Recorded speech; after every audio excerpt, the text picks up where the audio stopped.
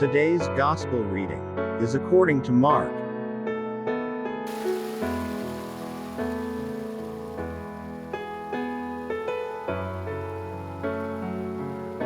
When Jesus had crossed again in the boat to the other side, a large crowd gathered around him, and he stayed close to the sea.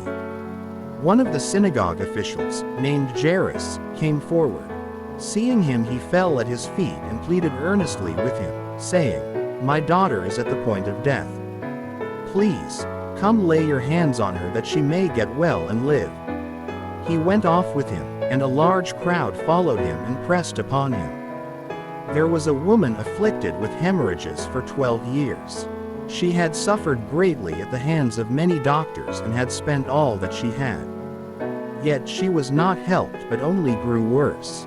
She had heard about Jesus and came up behind him in the crowd and touched his cloak. She said, "If I but touch his clothes, I shall be cured." Immediately her flow of blood dried up. She felt in her body that she was healed of her affliction. Jesus, aware at once that power had gone out from him, turned around in the crowd and asked, "Who has touched my clothes?"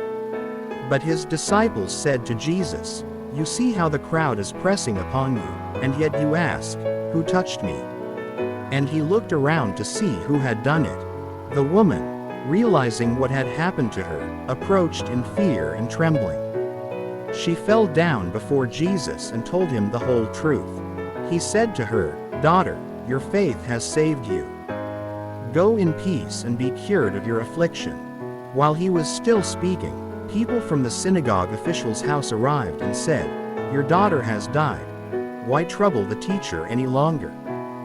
Disregarding the message that was reported, Jesus said to the synagogue official, "Do not be afraid, just have faith." He did not allow anyone to accompany him inside except Peter, James, and John, the brother of James.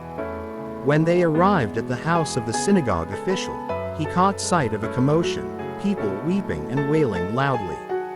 So he went in and said to them, "Why this commotion and weeping?